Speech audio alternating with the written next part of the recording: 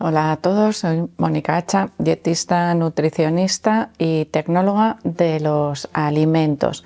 Diferentes tipos de deporte requieren diferentes porcentajes de macronutrientes. Hoy vamos a ver cómo hacer ese reparto de macronutrientes en deportes de resistencia.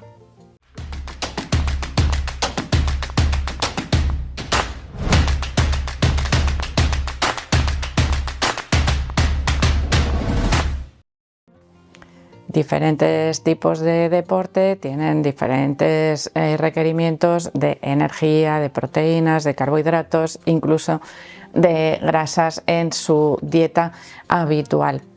Al cambiar la intensidad y la duración del ejercicio físico en diferentes prácticas deportivas, evidentemente ese reparto de macronutrientes se debe adaptar a las necesidades que tenemos tanto antes como durante como después del ejercicio físico.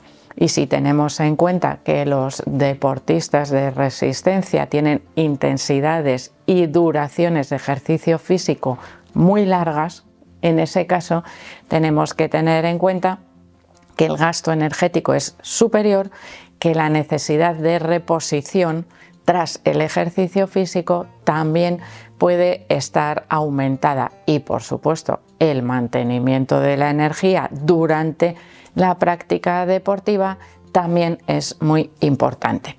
A nivel general, para deportistas de resistencia, y digo a nivel general porque evidentemente no es lo mismo una salida en bicicleta de 3 horas que una maratón de 42 kilómetros que hacer un Ironman, pues evidentemente cada uno tiene que adaptar todo lo que yo os voy a decir a nivel general a sus requerimientos particulares, porque evidentemente esa duración y esa intensidad que son largas nos suponen un gasto energético muy importante. No es lo mismo, evidentemente, dentro de esa comparación, entrenar 1 o 2 horas en el gimnasio levantando peso que hacer este tipo de ejercicio que ya os digo cuya intensidad y duración es mucho más larga. Bueno, en este caso vamos a hablar primero de la energía. El gasto energético que suponen los deportes de resistencia es muy alto y en muchas ocasiones podría incluso llegar a superar el gasto metabólico basal, es decir, la cantidad de energía que debemos proporcionar a través de la dieta en deportistas de resistencia es muy alta. Esto supone una muy alta ingesta de alimentos, un volumen grande de la dieta, con lo cual es muy importante la elección de los alimentos que vamos a ingerir. ¿Por qué? Imaginaros, esto es un ejemplo que pongo muy frecuentemente y que es muy visual. Si yo quiero obtener 300 calorías en mi plato, por poneros una cifra así al azar, si yo me tomo un chuletón, lo voy a conseguir aproximadamente pues, con unos 300-400 gramos de carne, que es un trozo así en el plato.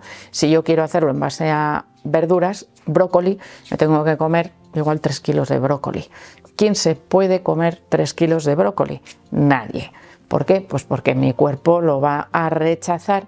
No solo, ya no me estoy metiendo en cuestión de nutrientes, sino en volumen del plato. El tiempo, la masticación, el esfuerzo que me supone comer un plato visualmente, también es un esfuerzo psicológico, visualmente muy lleno o muy grande, es enorme, con lo cual una buena selección de alimentos nutricionalmente altos y densos energéticamente me van a ayudar a conseguir con mayor facilidad ese aporte energético que necesito. Pero claro, dentro de esa obtención de la energía también tienen especial importancia el reparto de los macronutrientes. Y ahí es donde influiría, como os digo, eso que me aporta cada tipo de alimento. Un deportista de resistencia basa la obtención de energía en el consumo de carbohidratos. Se ha demostrado que es lo más eficaz.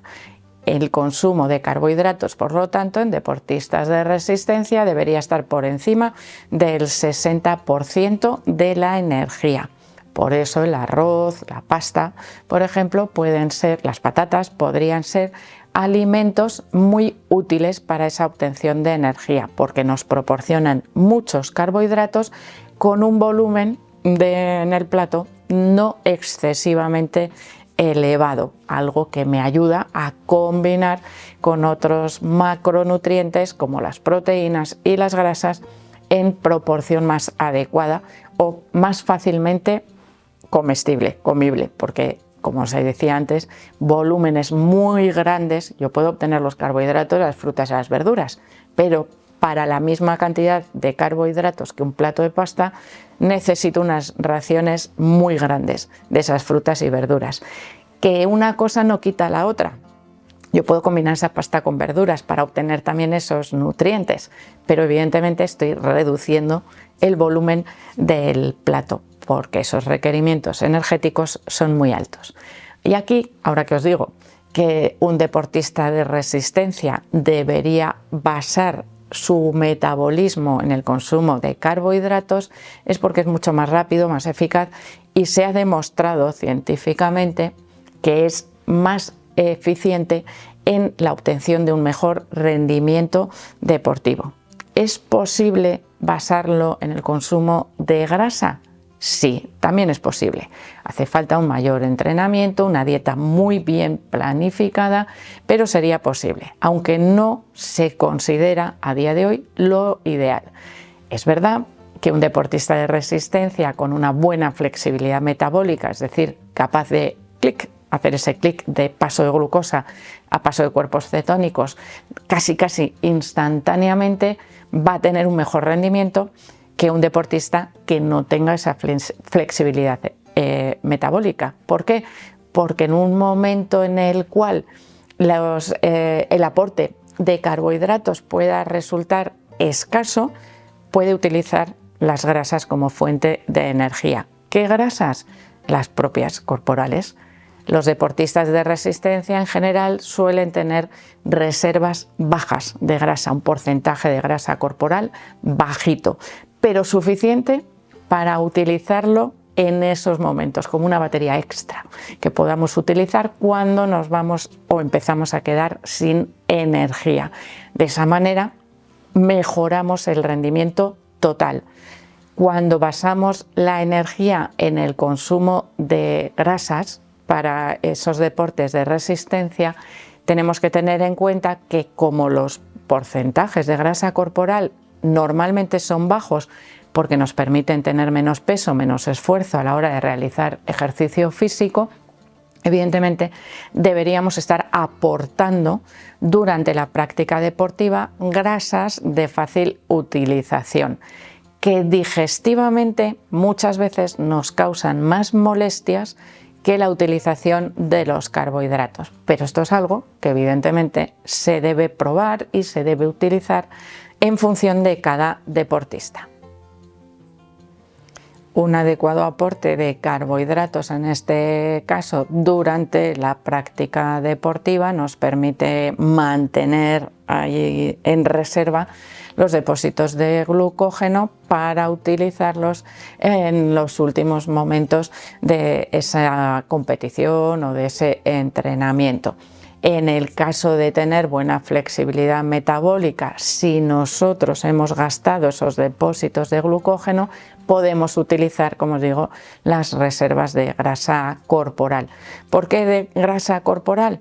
Porque su paso a sangre es más rápido que si yo ingiero grasas a través de alimentos que requieren cierta digestión, que es más lenta, para hacer esa transformación, además en cuerpos cetónicos que puedan llegar a las células. Por eso os digo que es mucho más rápido, más eficaz la utilización de los carbohidratos que la grasa, aunque ambas son posibles. Vale, pasamos a otros macronutrientes, las proteínas. Las personas que siguen o que llevan a cabo entrenamientos o competiciones de resistencia tienen un mayor desgaste muscular que posteriormente hay que recuperar. Y esa recuperación, además de necesitar carbohidratos, necesita un extra de proteínas. ¿Un extra respecto a qué? Respecto a las recomendaciones generales para la población general. Es decir, las recomendaciones de consumo de proteínas para un deportista de resistencia suelen rondar entre 1,2 y 1,4. No son deportistas con una hipertrofia muscular, simplemente con un desarrollo muscular suficiente para realizar ese ejercicio físico con mayor rendimiento deportivo, con mayor eficacia. Y en estas cantidades suele ser suficiente. ¿Cómo lo transformamos en energía? Si andamos en carbohidratos cerca del 60-70%, en el caso de las proteínas serían alrededor de un 20%, 15-20% la cantidad diaria recomendada en cuestión de energía proporcionada por las proteínas. Pero también necesitamos grasa si queremos optimizar ese metabolismo y esa flexibilidad metabólica, además de sus efectos antiinflamatorios, de la necesidad de grasa para obtener vitaminas que son imprescindibles como la A, la D, la K y la E, por su potencial antioxidante, por su potencial inmunomodulador. Evidentemente necesitamos las grasas de la dieta, grasas naturales, es decir, presentes de manera natural en los alimentos, que nos van a ayudar también a esa optimización de la energía, de los recursos y del funcionamiento, sobre todo del organismo. Organismo de deportistas que sufre un estrés importantísimo. En cuestión de porcentaje de energía, por si tenéis aplicaciones que os vayan calculando el contaje de macronutrientes, en este caso las grasas pues serían alrededor de un 20-25% para asegurarnos de ese buen aporte. Podríamos jugar un poco con esos macronutrientes en función, como os digo, de la flexibilidad metabólica de los entrenamientos y de las competiciones o tiradas más largas. Y en ese caso, pues podemos jugar un poco con ellos.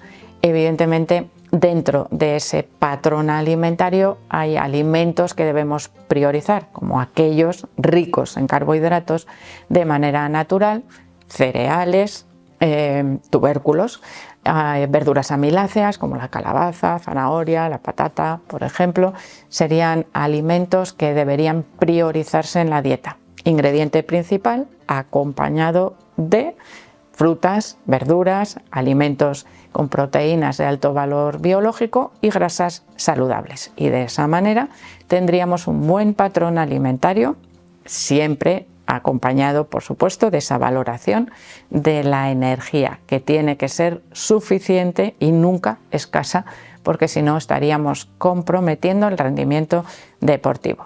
Así que espero que os haya gustado el vídeo, por supuesto que le deis al like, no dejéis de suscribiros al canal y espero seguir viéndoos a todos en los próximos vídeos.